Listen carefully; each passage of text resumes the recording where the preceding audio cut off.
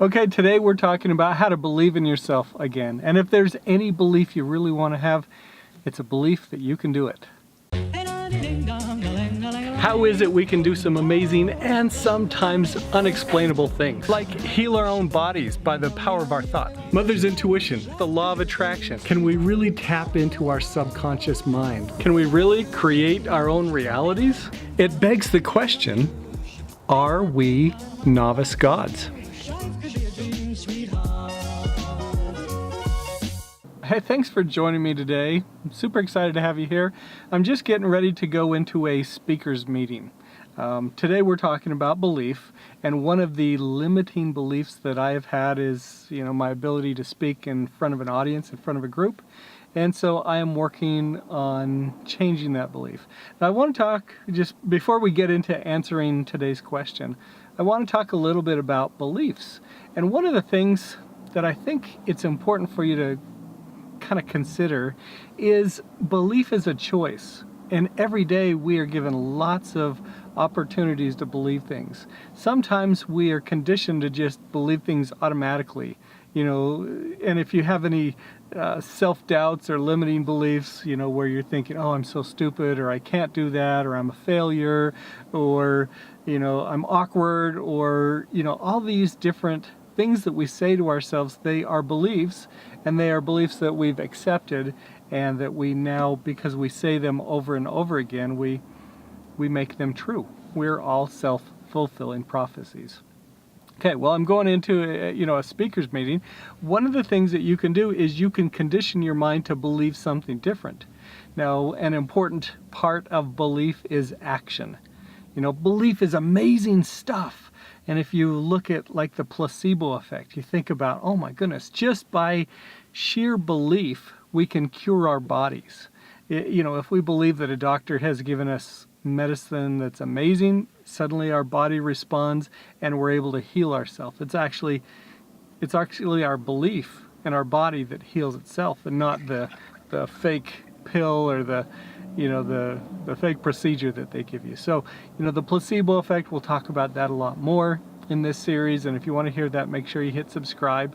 But the placebo effect is just one of the many examples that shows that just by our sheer belief, we can heal ourselves, we can change our reality and do some amazing things. Okay. Now that's belief alone, but I think mostly what we have the opportunity to do is to believe in something enough that we put action into place, such as weight loss. And I'm super interested in studying a little bit more about this, but if we believe that the exercise is going to be effective for us, does that mean that the exercise will then be much more effective? I'm curious about that, because right now I believe that exercise is just going to keep me where I'm at. And that's what manifests in my life. So I'm interested in changing that, but I'm also interested in all the things that we can do to change our belief and then change our daily habits. So we're talking about how to believe in yourself again. And this is huge. And I hope that you understand that with daily habits and routines, you can start to condition your mind to believe in the things that you've chosen, that you would like to have in your life. And one of the most effective ways to do that is to create new beliefs and to repeat those over and over in your mind, and to accept them as true.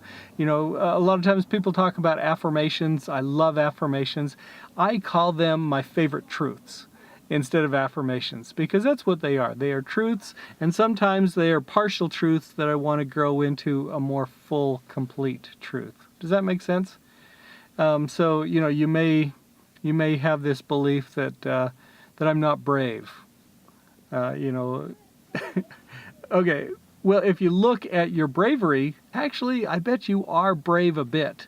I bet you have some courage right now. And if you focus on the amount of courage that you have and then grow that, then you have more evidence to support you being brave, and then it becomes much easier to grow that faith. So really, as we're looking at our belief system, one of the things I want you to pay attention to is think about it kind of like going to your closet. You go to your closet and you have You have all these different wardrobe options to put on, and that's like choosing a belief. You can say, okay, this one looks good, or I think this one will feel great, and you put it on and you just kind of try it out and you say, how does this affect me?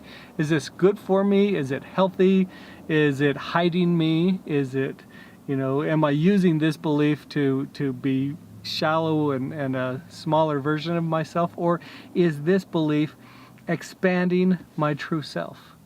Well, every thought, every opportunity that you have to choose your belief is an opportunity for you to try out a new belief and see if it fits. William Shakespeare said, "To thine own self be true." I think what we do is we find out more who our true self is by the beliefs we try on, and the beliefs that don't quite fit us by taking those off and releasing ourselves from them. I hope that makes sense to you. So anyway, I want to give you 3 places that I want you to write down your new beliefs. So you have something that you're working on in your life, something that you would like to manifest, something that you would like to change about yourself to create greater abundance, greater happiness, whatever you have that you are looking to create. You're a creator. So I want you to take a Post-it note, and actually 3 Post-it notes, and there are 3 places that you frequent most often. Your bedside, your mirror where you brush your teeth, and the door that you most go out of. And I want you to take your new belief and I want you to write it down on a Post-it note and stick it in all 3 of those places. And also with that affirmation or that favorite truth that you would like to have manifest in your life, what you do is you write it down as if it's already happened. Does that make sense? So you write it down in the present or past tense. I've become brave now, or I'm great at remembering names, or I have confidence with others, or I'm sharing my real truth, or whatever it is that you would like to make as your new belief system. Write it down on a Post-it note, and then take 3 Post-it notes and place it in those 3 areas. I hope that makes sense. This is a great way to condition your mind, and when you see those, and for the first week, month, I don't know, you may look at that and you may go, that's not true, and there'll be this voice inside of you shouting, that's not true. You got to let that go. You got to get past it. Remember, you're trying on these new beliefs and you want to make sure that they fit just right. But your internal, your subconscious doesn't want you to change, and anything that is accepting a new belief may be uncomfortable for that. So give it time, try it on, and check out those 3 areas, so that the 3 areas you most frequent, you'll remind yourself of those great truths. So anyway, that's what I have for you today. I would love to hear what your new belief is that you would like to try on. So in the show notes, in the comments below, write down what your new belief is that you are looking to accept in your life. I will write mine down, so you'll have that first.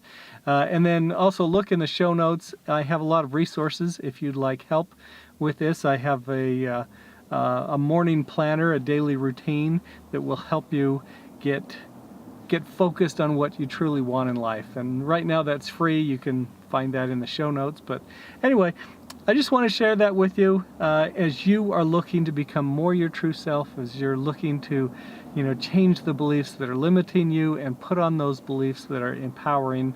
I hope that this helps you have a way to be more the person you truly are inside. Hey friends, want to get rid of stress, anxiety, and worry? Ready to use some of your inner creation powers? Visit scottwilhite.com and join me for a web class. If you do it soon, I'll give you a free planner.